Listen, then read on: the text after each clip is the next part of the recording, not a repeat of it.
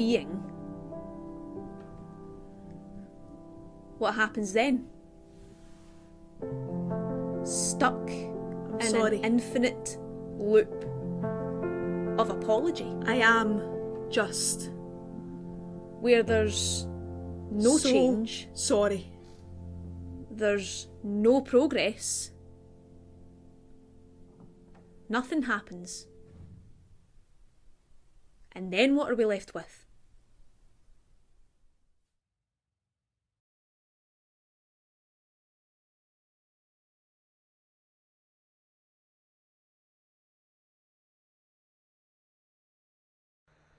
Hello there everyone, welcome to our penultimate session of the In Out Crowd Festival this week in honour of LGBTQ plus History Month. We are back at our usual time this evening, which as a bit of a night owl, nocturnal badger type person hybrid, I am very much feeling more awake today than I was yesterday. Although having said that, yesterday's show was fantastic and tonight's is going to be no different. We began the show there with a wee video that yours truly was starring in. You're very welcome. And that was also choreographed and edited by the wonderful Thomas Small, who is in our studio audience today as well. Tonight we're going to be looking at the subject of identity and how we feel comfortable in our identity and the sort of journey to get there. Later on we have got the fantastically fabulous drag artist and dancer Jake Evans, who's going to be doing a wee Vogue commercial fusion, and we talk a little bit about the history of Vogue and how that helped people find community and find identity, and that's something that, as I mentioned, this film is also based on. So we started off by pre-COVID era, don't worry, there was plenty of bleach involved even still. We started off by choreographing around the subject of trans and non-binary people using gendered bathrooms. So as you saw me kicking about in urinals and next to toilets, and there was definitely a toilet brush like right up against my back at one point, but it's all for the art, darlings, so you're very welcome. And we were taking articles that we've read, blogs that we've read from lots of different non-binary and trans perspectives on using bathrooms and the gendered language around bathrooms, and also the strange fear and sometimes straight out hatred and aggression that people can receive when using bathrooms. There were stories that we'd read of even cis female people who looked more masculine, whatever that means, that were receiving a lot of hate for using a women's toilet, and then vice versa.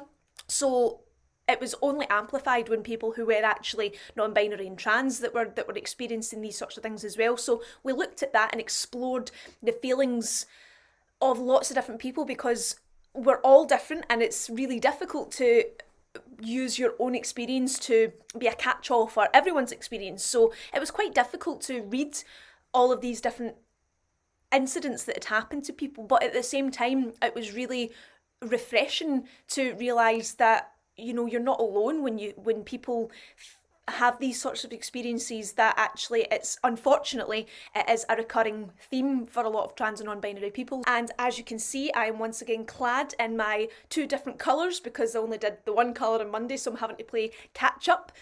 Tonight I'm wearing the yellow and the pink, and there's a little bit of a history all about the yellow and the pink and all the other colours. So we're going to take a wee bit of a deeper look as we check out our word of the sleigh. Oh, there we go. Wee bit of a delay, but it's all right. Delay of the sleigh. Now, of course, it's not so much a word of the sleigh, but more of an object of the sleigh of the day. So the pride flag as a whole, where does it come from? Well, to start off, these two colours represent different things, as we'd already mentioned. So yellow, although it's more of a mustard, but just ignore that.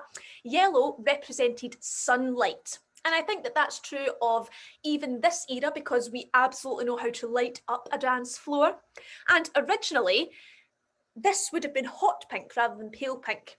Hot pink in the original version of the pride flag, which you can't actually see in the one behind me, but if you were to see any of the typical rainbow flags just with the plain stripes on them, the hot pink represented sex. And that's it. Now, of course, non-heterosexual sex was regarded as a sin, which we've also discussed on the In Out Crowd before. It was illegal at one point as well, even in the UK. And it was something to be ashamed of. And even today, straight relationships, and in straight relationships, sex is still something that isn't really spoken of. As Mamoru had mentioned yesterday, it's something that people feel sometimes quite nervous to talk about. They don't know how to bring it up. It feels a bit awkward. Still very much a taboo. So the hot pink in the original pride flag symbolised our freedom of sexuality and our freedom of feeling pride in our sexuality as well. Now, between 1978 and 1979, the hot pink was removed simply due to unavailability of fabric. There you go. But that wasn't too long after the original pride flag was actually created. So the origins of it was Gilbert Baker, who was an openly gay activist born in 1951, grew up in Kansas and went on to even serve in the US Army for a few years, around 1970. After an honourable discharge, Gilbert taught himself how to sew.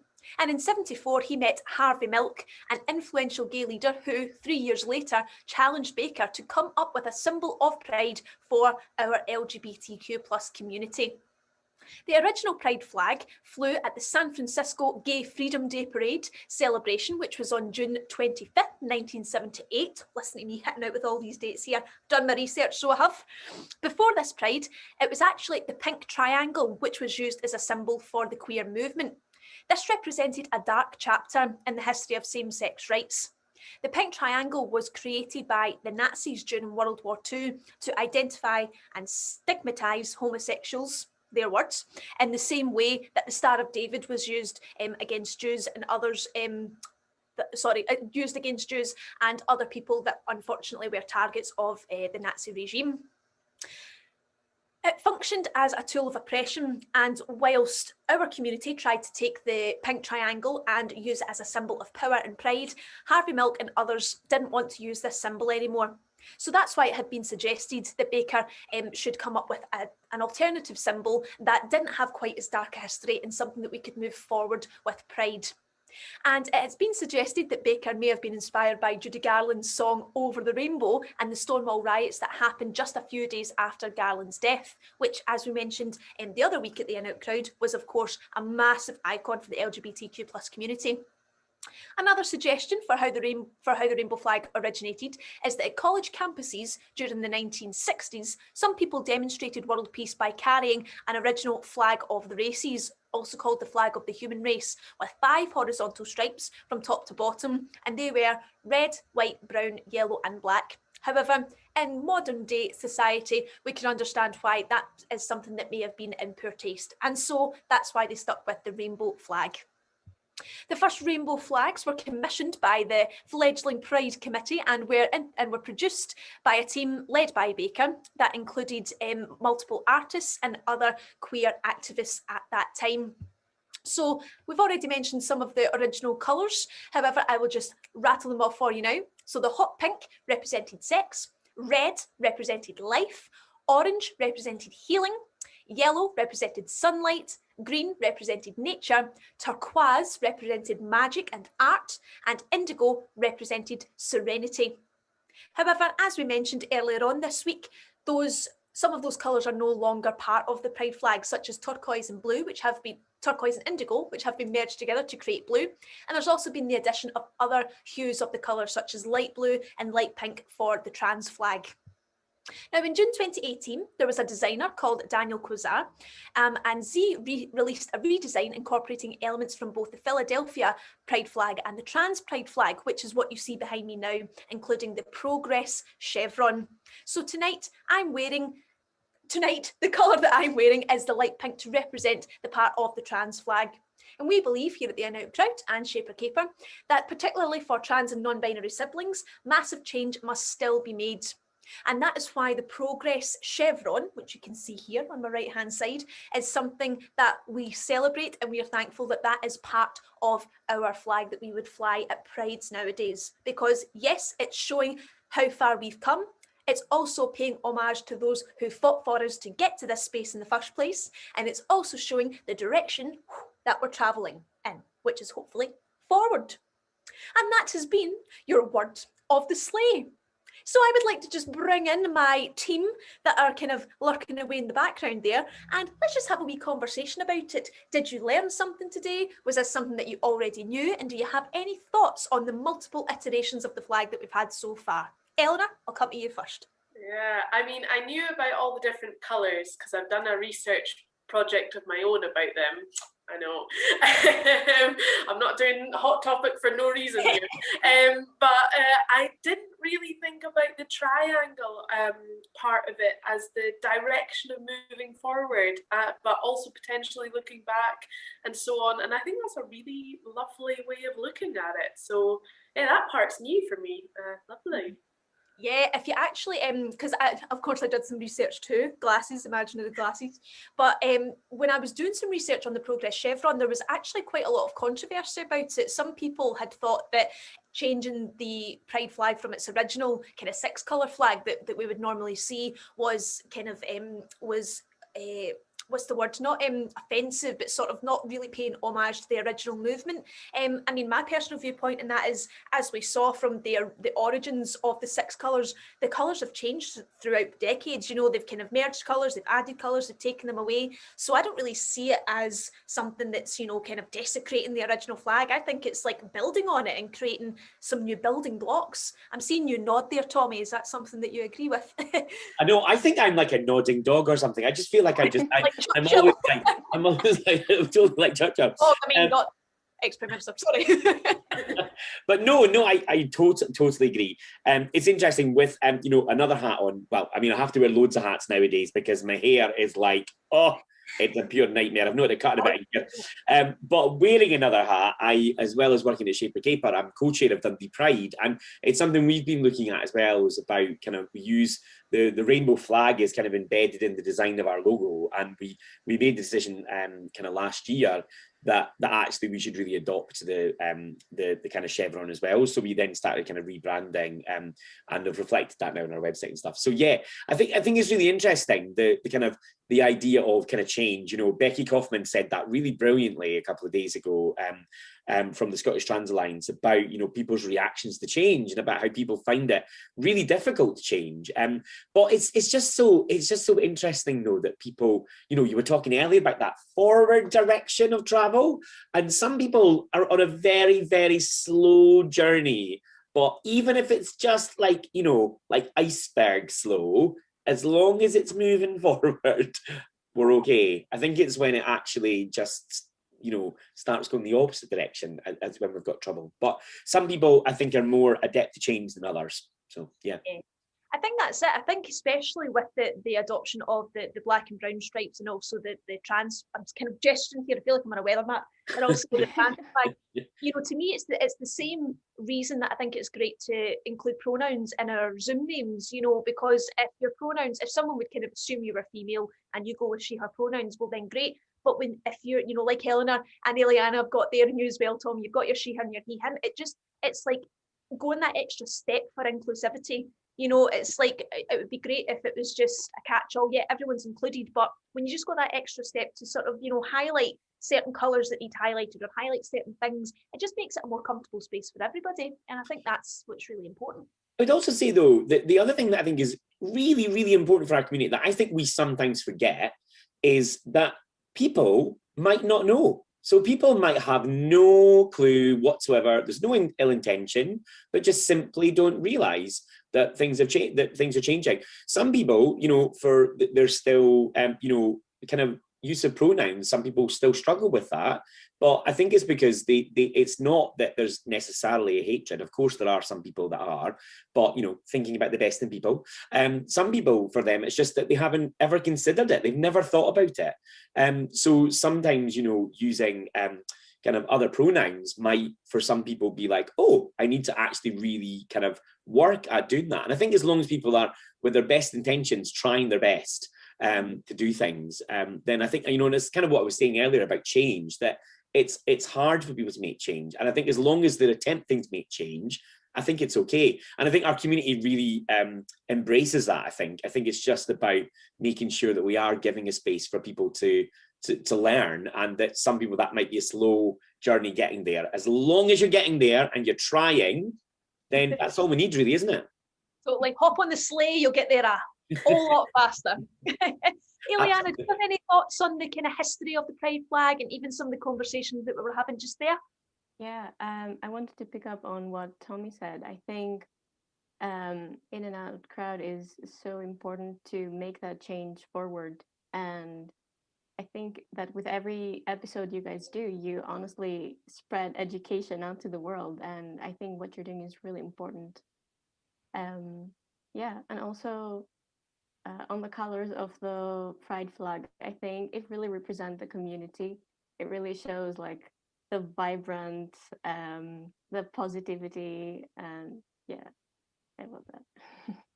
Yeah, totally. I mean, it would just, it'd be a little bit boring if, our flag was it just stayed the same, it's got to change. Like we've all gone through changes, and I think particularly over the last year, I think we've seen just how important it is to really give a special shout out and pay special homage to particularly the trans community, and especially who the black and brown I can't speak today, who the black and brown stripes represent as well, because it's not just that Black Lives Matter and trans lives matter, but Black trans lives matter and Black queer lives matter. And unfortunately, some we've discussed in the In-Out crowd before is and on the last part of research that I did, the average life expectancy for a Black trans woman in the USA is 35, which is just, it's awful and it's shocking. And I think that especially because that is the community that is pushing us this way from way back when, I think, yeah, we've absolutely got to give them credit for their hard work.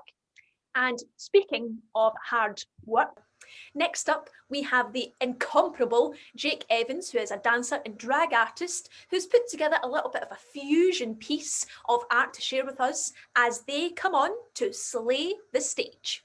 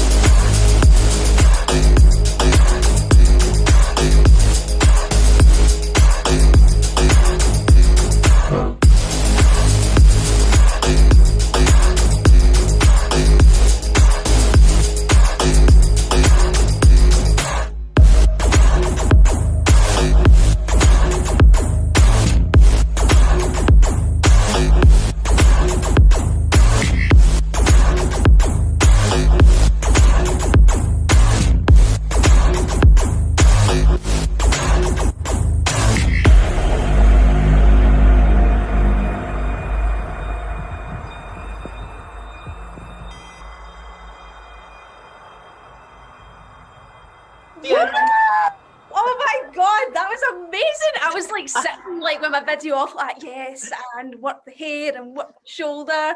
Oh, fantastic. Oh, what a way to like Thank you. what you do. So for anyone who has just watched that magnificentness and doesn't know who you are, would you like to just introduce yourself a little bit? Because I know you, but everybody watching might not. Yeah, sure. Hi, I'm Jake Evans, and I'm a dance artist based in Leeds. I'm also a drag performer. I'm also in a Vogue house called the House of Decay.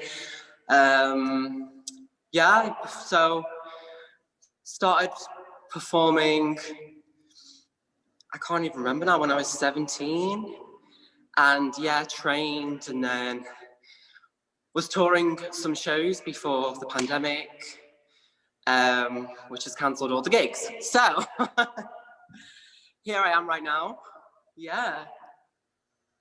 Fab. So yeah, we have worked with you, Jake, before on some contemporary work. Yes. Where did the Vogue kind of that sort of style come in for you? Was that something that you've held throughout your kind of contemporary training, or was that something you fell into after? It's just really strange. It kind of all fell into place for me after I finished training, actually. Roundabout, so I did a postgraduate degree. So I should say I trained at Northern School of Contemporary Dance in Leeds. And then I did the postgraduate, which was Verve, which is their company that make works, and then toured the country. And then after that, I did the extra add-on module to make it a master's degree. And for that, I did my own self-directed project, which was the most stressful 3 months of my life. And after that, I kind of hated dancing. So I took a break, then auditioned for lots of jobs. I did Megabus, back and forth to London for a few months. Then got my first job, then started doing drag that summer. Then got my first drag performance gig, then got asked to join the house, then started working at a club. So that year in 2017 was like everything came together. So and that was around about the time I was hanging out more with queer people. Like I'd found that queer space in Leeds, which was more alternative, and like I found my people, I guess. So everything kind of clicked into place then. So it was long after training, actually, which is a shame because I would have loved to have combined it like I just did then in training. But anyway. No, I think it's lovely. I think, you know, the two different styles of contemporary style and also sort of Vogue, they seem very different, but really at the kind of core of it, it's like self-expression and it's very artistic. And I think that the way that you perform them, they complement really well together. Do you find that when you're like making these kind of pieces, or is it quite a challenge for you to merge the two? It's a challenge. Well, saying that, actually, the more I do different types of dancing, the more I think it's kind of all the same. What you're putting on top of it is the style, the music, the details, the costume, whatever. But you're just moving your body, in an expressionist way. So yeah, the more I do it, the more I like try and be inspired by like every single thing I do. It's the same with like physical theatre, commercial hip hop stuff. Yeah, and I don't get a lot of opportunity to combine everything the way I want to. So to do this thing right now has been great for me. It was even better for us watching. We're like, wow, exactly. Especially because, like, you know, I've not been to any sort of space to see, like, you know, just having those spaces shut because of the pandemic, where you would just see people moving like that, like on a Saturday night, and it was just, you know, you would be like, oh my god, that could be on the stage. So I was getting a bit emotional, almost like watching you do it, because I was like, I can't wait to be back. And that's so nice. Yeah, honestly, I can't wait either. you know what? It's funny because when lockdown began, I was like, oh, give it a few months, and then Pride is going to be great. The summer is going to be amazing. It's going to be full of love and hugging and joy, and it just Not yet. I think back to the way I talked like last year. It was completely no idea, no clue. Well, with that though, I mean, obviously you've been making use of the time and like putting together that piece for us there is again, thank you so much for doing that.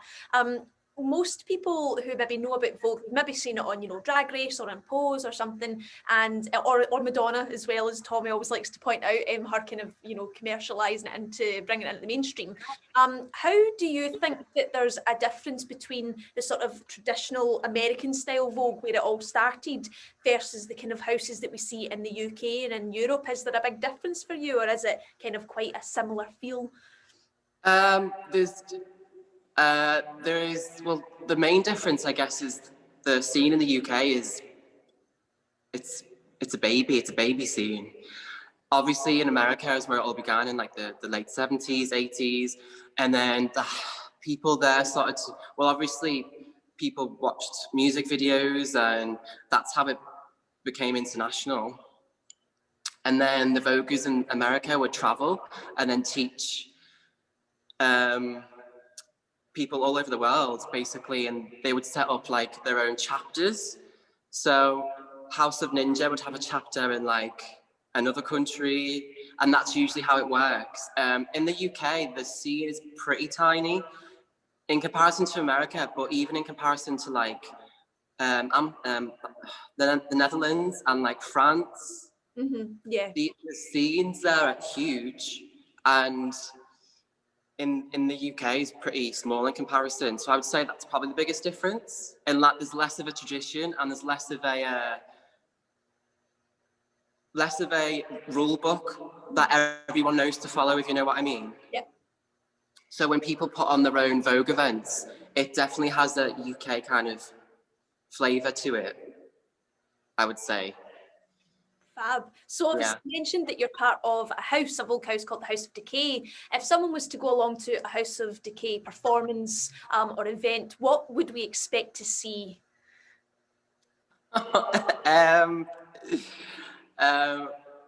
Sex. Exactly what I want to hear. Horror. Lots of lots of fire, I would say. What else? What do we do? Lots of risque stuff, I would say. Pushing the envelope in your face. Yeah. Maybe it offends you. Oh. Maybe it makes you think. It's political, it's sexy. Yeah, we are very political, very sex positive, very, we think it's important to know your history, know your queer culture, and fight for trans rights, basically. Because without trans people, there would be no Pride. Without trans people, there'd be no voguing in the way we know it. Yeah, Black trans people especially. So sort of all that meshed into a performance. That's really amazing. Yeah, and anyone who follows Jake on social media, you have been very vocal, particularly recently, about Black trans lives and Black Lives Matter and the importance of kind of protecting trans people in all aspects of life, not just kind of with the recent, there's been like some hate crime bill reform in Scotland, and there's been a lot of discussion on that in the news and such. Yeah. You talk about knowing your history. Is there anything that you can I'll just kind of discuss that a little bit more about, the importance of history in Vogue, certainly kind of how you perform it. For me is that I do see a lot of that kind of passion about our history coming through in your performance, and just like the importance of that. If someone's watching going, yeah, well, we know it's important, but how important is it really? What would you say to someone that maybe needs to know how important it is? Well, I would say that the whole language of Vogue and of ballroom that originated in Harlem in New York in the 80s. That whole lexicon of fierce, slay, queen, get your tens, all those things originated with ballroom. And we wouldn't know it today because obviously Drag Race has kind of exploded that whole language. But it didn't start on Drag Race, it started in those places in New York, which were marginalized queer people, Black, trans, Latinx. A lot of them were homeless because they got kicked out. A lot of them had no money. A lot of them were HIV positive. A lot of them were sex workers. So, and they all grouped together because they were experiencing all this oppression. And Vogue came out of that as kind of like a celebration of everything that society told you was wrong about your personality or your life. In those places, you could celebrate it. And sorry, I was going to say something else as well. It's also a protest as well. So voguing is a celebration of yourself, but also is a protest dance against society as well.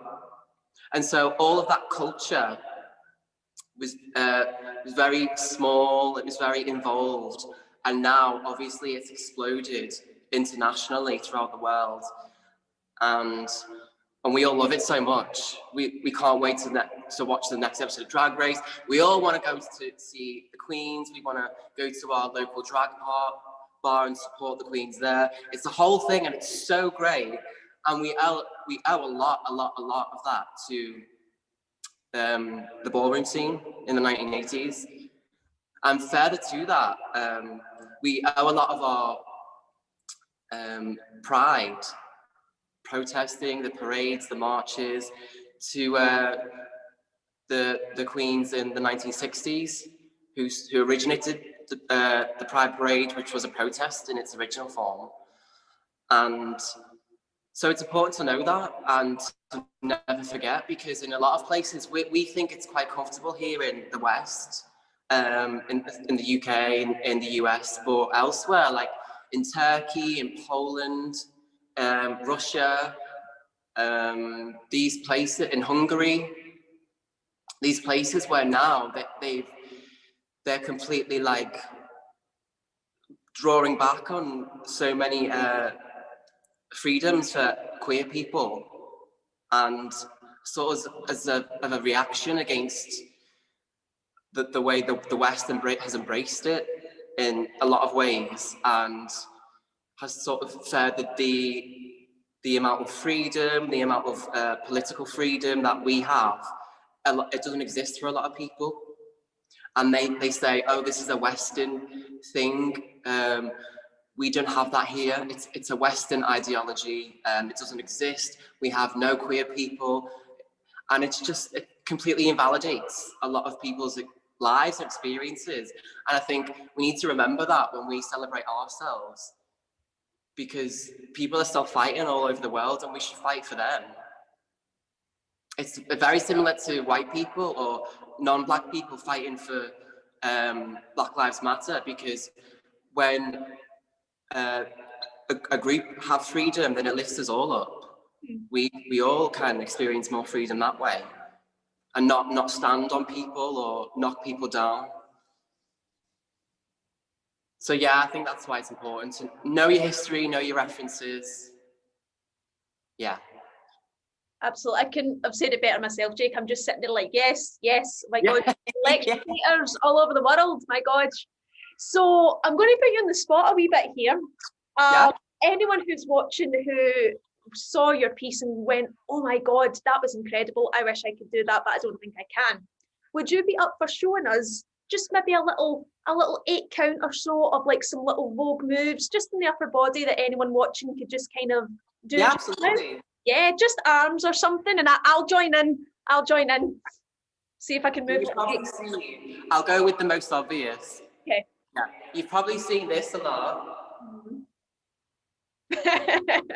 It's not that. Never do that. never ever do that. So the way I like to do it is this way. So this is, I should explain, this is like in Vogue Femme. So there's lots of elements of Vogue, or categories I should say. Dance-wise, there's old way, there's new way, and there's Vogue Femme. And in Vogue Femme, there's 5 elements. That is hand performance, which I did a bit of, duck walk, floor work, spins and dips, and runway. So I'm going to do a little bit of hand performance, which is your typical this. Yeah. So it's just, you've got your middle finger on your shoulder and your elbow is glued to your other elbow, if that makes sense. And then you just switch, switch, switch, switch. And it's important to keep the wrists very gay. Oh, always.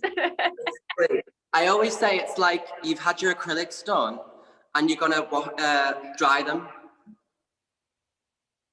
Nice and floppy and limp.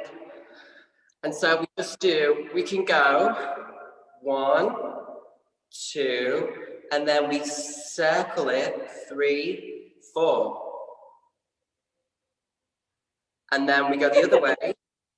1, 2, 3, 4. Yeah? Oh, you really feel it in your sugars, didn't you, when you're doing it properly? And actually, it's so hard to get your angles completely straight. I find it so challenging, especially if you're tight in the shoulders. Yeah, and also a lot of Vogue movements, your arms have to be completely straight and break at the wrist. You'd never do that. You never do that because otherwise you're chopped from the category and you get no wins, no 10s, no trophies. So nothing. Lovely. So if we've gone here, we've done our little circle. Is there anything else we could bring in? So we've got 1, 2, 3, 4, 5, 6, 7, 8. This one, I'll show you because it's another quintessential Vogue move. We could do this. It's very tricky, but I think of it as like a sun. Mm-hmm. You do one sun here and then one sun on the floor. If that makes sense? Yeah. So it's sunshine here and then sunshine facing the floor. Woohoo! That's very tricky. You're chasing one hand with the other. I hope all of the audience is managing this as well. I'm not going through this, you've done it. And then once you get it, you can go faster. And then usually people have it like above the heads. Oh, I'm going to screen. Here, we'll take it. Yeah. Wow. So it definitely helps to have good wrist action then. Yeah, you have to warm up those wrists, get them nice and flexible. Nice and flexy, right? Well, shall we? Let's give a wee bash and go from the very beginning of what you've taught us there. Hold on. I'll see if I can get us a wee bit of music in the background. Everybody watching, just start rehearsing. There'll be a test at the end.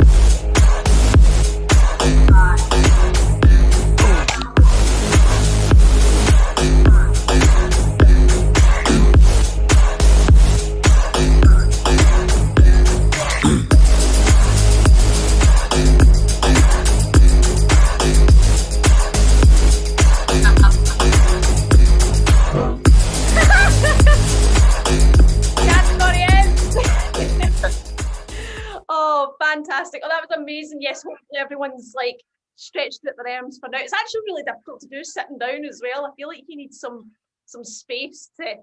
Yeah, you notice I I find when I sit down, I have to sit on the edge of the chair. I have to sit with a complete straight back. Otherwise, Because otherwise, a lot of arm stuff, sometimes you have to curve a little bit. So if you're sitting down like on a chair, it's harder. yes. Well, that was absolutely fantastic, Jake, and hopefully everyone watching is now well versed in Vogue. If people want to catch up with what you're doing, is there any particular social media that folk can kind of follow you on and see what you're up to? Yeah, so I'm at Jake Daniel Evans on Instagram. I also have a website, which is jakeevans.co.uk. Newly produced, so yeah, great. So yeah, you can follow me there. Fabulous. Well, we do encourage everyone to follow, and of course, when everything opens back up again, fingers crossed, look out for Jake in a ballroom near you, or a drag bar near you, or Yeah. a bar near you. Hopefully very soon. Thanks so much again, Jake. Thank you. Thanks a lot. Thank you so much to Jake there for his fantastic showing there, and I hope that you are all, working out those arm muscles and hopefully get a nice hot bath, because I'm definitely sore after doing that myself. Once again as well, thank you so much to my fabulous team there, Tommy, Ileana and Eleanor, for having a chat all about the history of the Pride flag and also where we're headed forward. We will be back tomorrow night for our final instalment of the In Out Crowd Festival, and we do hope to see you there over on YouTubes. And with that being said...